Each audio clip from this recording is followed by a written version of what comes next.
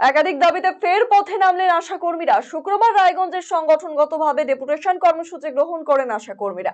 পশ্চিমবঙ্গ আশাকর্মী ইউনিয়নের ব্যানারে রায়গঞ্জের কর্ণজোড়ায় অবস্থিত জেলা প্রশাসনিক ভবনের সামনে উপস্থিত হন আশাকর্মীরা। 4 দফা দাবির ভিত্তিতে তারা জেলা শাসক এবং জেলার মুখ্য স্বাস্থ্য আধিকারিকদের কাছে ডেপুটেশন পেশ করেন। এই কর্মসূচিতে নেতৃত্ব দেন সংগঠনের উত্তর দিনাজপুর জেলা সভাপতি মাধবীলতা পাল। তিনি বলেন, সম্প্রতি কেন্দ্রীয় সরকারের তরফে বাজেট পেশ করা হয়েছে। পশ্চিমবঙ্গ আশাকর্মী ইউনিয়নের পক্ষ থেকে কেন্দ্রীয় সরকারের কাছে একাধিক দাবি জানালেও কেন্দ্রীয় বাজেটে আশা কর্মীদের সম্পর্কে কোনো কিছু বলা হয়নি। সামনেই আসছে রাজ্য বাজেট, তাই আশা কর্মীদের মাসিক 15,000 টাকা ভাতার দাবিতে তারা সরব হয়েছেন। এরই পাশাপাশি জরুরিকালীন সমস্ত ছুটির অধিকার, কর্মরত অবস্থায় মৃত আশা কর্মীর পরিবারকে 5 লক্ষ টাকা প্রদান, ইনসেনটিভ টাকার ক্ষেত্রে অসঙ্গতি দূরীকরণের দাবিও জানিয়েছেন তারা। এই সমস্ত দাবি পূরণ না হলে আগামীতে কর্মবিরতির হুঁশিয়ারি দেন আশা কর্মীরা।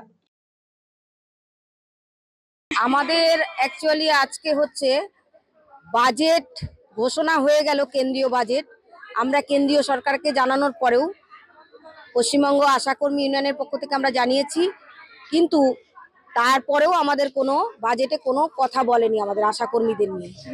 আগামী 12 তারিখে রাজ্য বাজেট, আমরা দাবি রেখেছি যে মুখ্যমন্ত্রীকে 15,000 টাকা ফিক্সড অনারিয়াম করতে হবে, এবং সেই কারণে আজকে স্বাস্থ্য ভবন অভিযান চলছে।